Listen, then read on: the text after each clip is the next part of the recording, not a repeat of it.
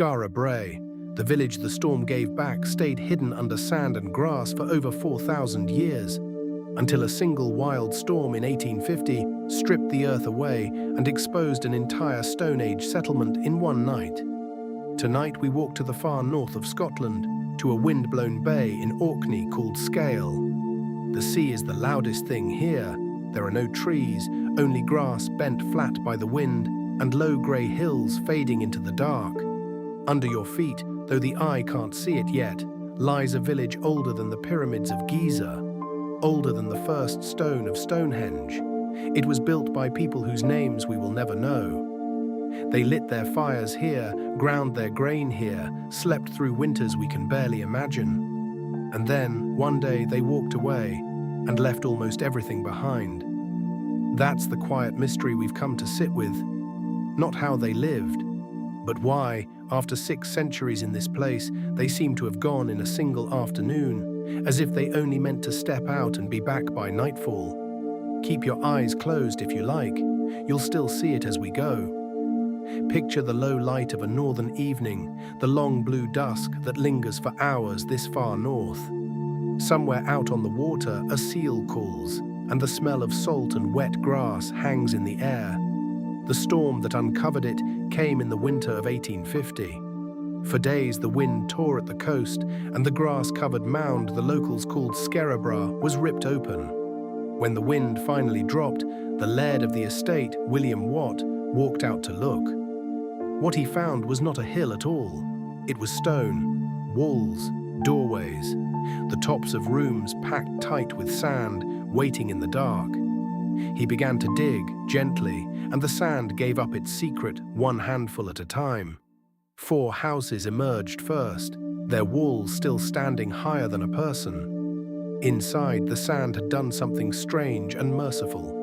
By burying the village so completely, it had sealed it, held the rooms in a kind of held breath for 4,000 years, keeping safe the small things the sea would otherwise have carried off long ago.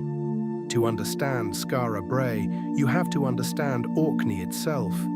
These islands sit off the northern tip of Scotland, where the Atlantic and the North Sea meet and argue. There is almost no timber here, then or now. So the people who came, around 3180 BC, built with what the land gave in abundance, flat slabs of local sandstone that split cleanly into shelves and beams, almost as if made for building. Stone was their wood. They stacked it into walls without mortar, fitting each piece by eye and by weight. And because they built in stone, their homes outlasted them by thousands of years. Farther south, in greener lands, Neolithic villages were raised in timber and thatch, and they rotted back into the soil, leaving only post holes and shadows. Here, in this treeless place, a whole way of life was accidentally written in a material that would not decay. That single choice, stone over wood, is the whole reason we can walk these rooms tonight. It is one of history's quiet accidents. The people never meant to leave a monument. They only wanted to be warm and dry through another long Orkney winter. Seen from above, Skara Brae reveals its shape.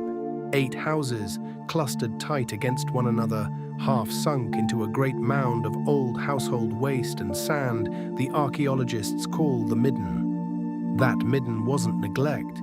It was insulation, packed around the walls to hold in warmth against the Orkney wind. Low covered passages run between the houses, roofed with stone, so that on the wildest night you could move from home to home without ever stepping into the storm. It's a village built inward, turned away from the weather, a small warm world of its own. Each house follows nearly the same plan, a single square room, a central hearth and furniture set carefully around it. These were not strangers improvising. They were a community that agreed on what a home should be. And they held to that agreement, house after house, for something like 600 years. Step in your mind through one of those low doorways. The room is square, maybe 6 meters across, the floor worn smooth by bare feet. In the center is the hearth, a square of stone slabs where the fire once burned peat and dried seaweed. Against the walls stand 2 stone beds, One larger, one smaller, box frames that would once have been softened with heather and hides. And on the wall facing the door, catching the firelight, stands the piece everyone remembers, a stone dresser. Two shelves, held up by stone uprights, placed exactly where a visitor's eye falls first on entering. On those shelves, they set their finest things. It is, in a real sense, the oldest furniture in Northern Europe still standing where it was made. 5,000 years old, and unmistakably a home. You would know, walking in, exactly where to sit, where to sleep, where the family kept what mattered. Around the hearth, the light would have gathered the family close. Beyond the beds, small stone boxes are set into the floor, their seams once sealed with clay to hold water. Look closely and you can still read the ordinary rhythms of a life: cooking, sleeping, keeping, sitting by the fire. And here's where the mystery sharpens.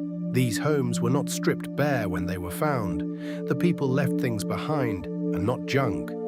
Beads of bone and ivory, necklaces, pins, tools of stone still perfectly usable. Pots. In one of the passages, excavators found a scatter of beads near a doorway, as though a string had broken while someone hurried out, and no one ever stopped to gather them up.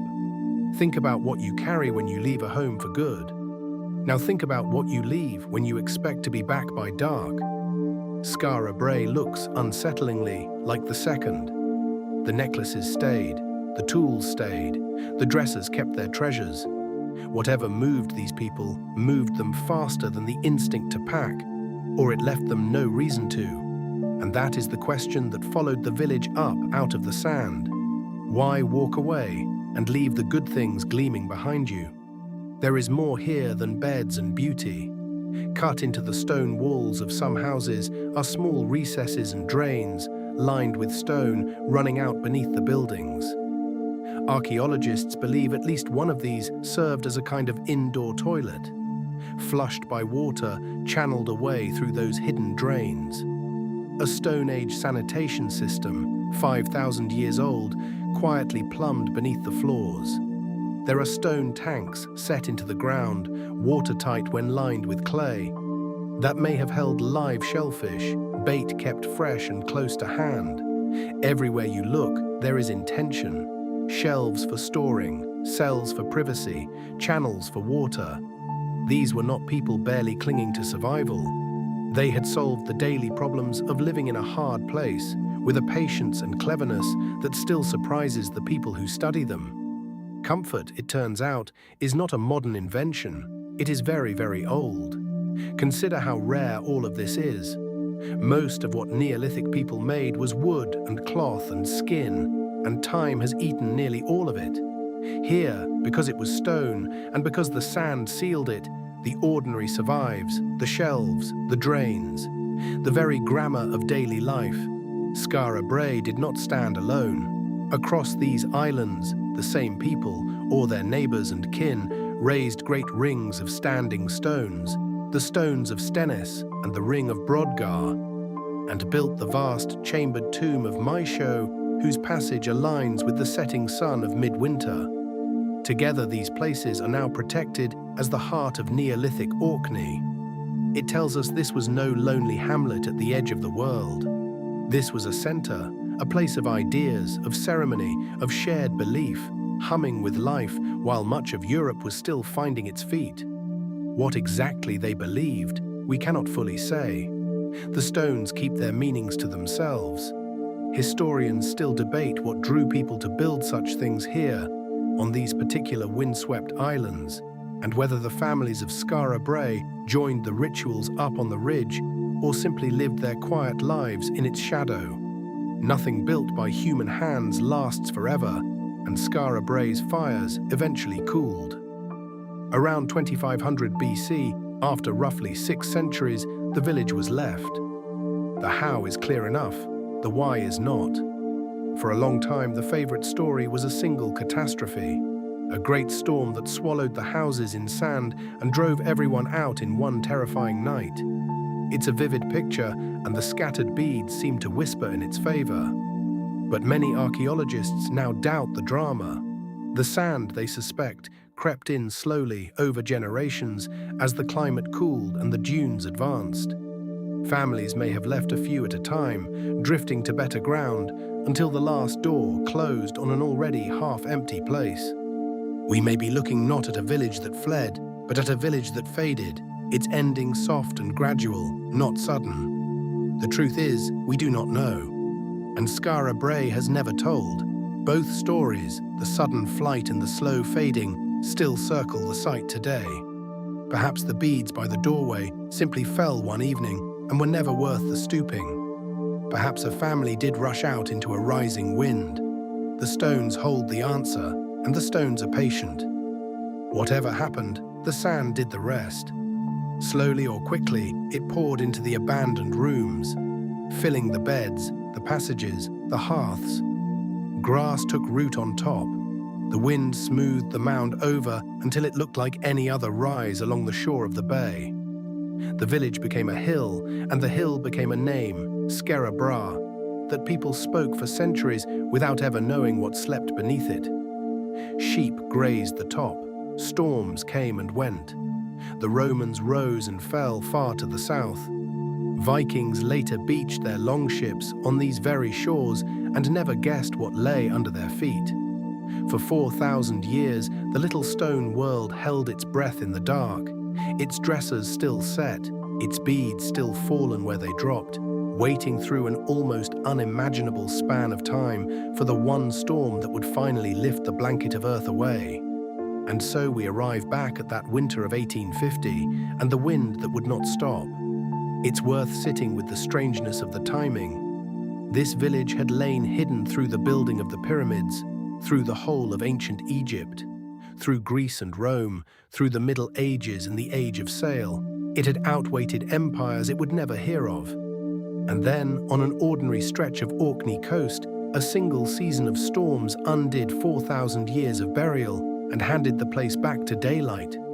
The excavations that followed, especially those led by the archaeologist Veer Gordon Child in the late 1920s, would reveal not a ruin, but a village so complete it feels paused rather than dead, as if the people had only just gone, as if somewhere out of frame they are still meaning to come back for the necklaces.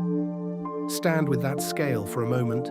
4,000 years is longer than all of recorded history stacked end to end. Through every one of those years, the beds stayed made in the dark, waiting, while the world above forgot them entirely and moved on. You can stand there today, at the edge of the Bay of Scale, and look down into those rooms. The beds are there, the dressers are there, holding nothing now but shadow and the grey northern light.